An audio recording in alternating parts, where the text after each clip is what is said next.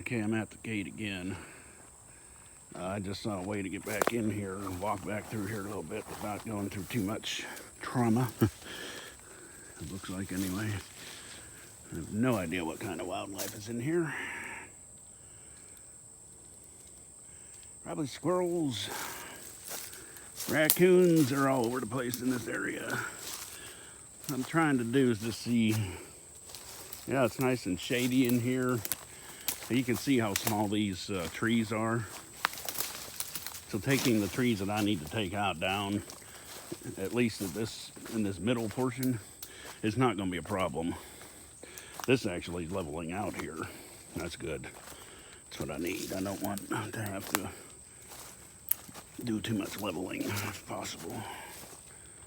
I mean, you want it level, of course. I'm just saying, if nature provides it to be level, that's fine by me. There's like a pathway going through here. Must be a waterway right here, looks like. Yeah, that's what it is. It's not terribly far over here. Probably from that driveway about 190 feet or so. It's 233 feet, the full width of the property. But yeah, this is great. This is what I needed to see. This is level. If it isn't level, it's close enough. Now, these people complain about, I don't blame them. They complain about it being level, not being level, going into a park that's not level. Well, some of them are perfectly level. They build their lots that way. And some of them aren't. But all these newer RVs, they all come with automatic levelers. They just push a button, and it's done.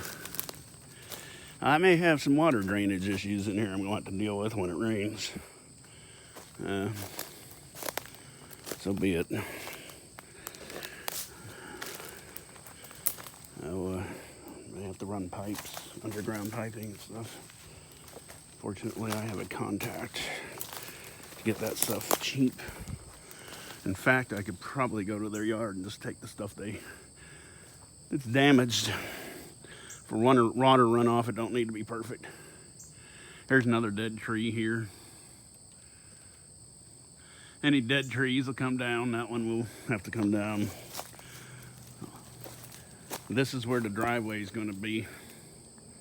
So I'm figuring somewhere from right where I'm at right now to over to that side. Might have to make it a little bit, I don't know, depends on the angle. I'm going to start out with 15-foot wide driveway and see how that works out with 45-degree pads. That should be enough, but I might have to go 20. And that's fine by me.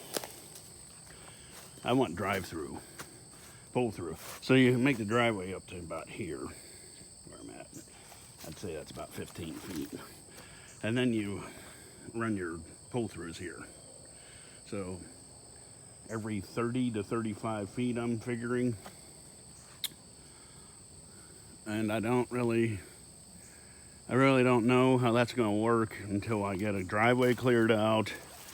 And then I can start measuring it and putting ribbons around trees where I think I'm going to put the first pad and clean that first pad out to at least 50 feet deep. Which will take me, that'll take me 70 feet into here if I do a 20-foot wide driveway. Looks like it must have been a lightning strike here, or just burned down somehow. But anyway, I haven't been in here before, so I'm very glad to be able to find a way in here. It's pretty dense, but it's just small growth and that skid steer, that'll take care of this. There's a nice live pine tree, so that one will stay up. As long as it's right next to the fence. If it's away from the fence, it's gonna have to come down. Like, that pine tree's right next to the fence. And there's some right there by the fence. But all these ones that are 2 or 3 feet out, I can't have those there, unfortunately. They'll be in the way. People trying to drive through here. But you can kind of get a feel for what this place is going to look like. Because I'm going to keep a privacy barrier in between something of a private. It's not going to be completely private, but they'll have trees, these little trees in between lots, probably 5 feet worth.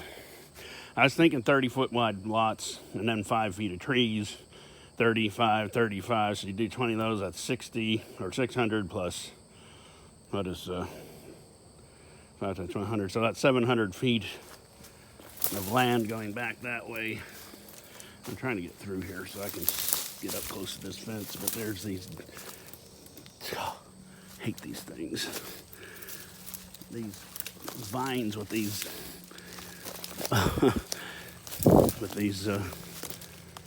these thorns on them.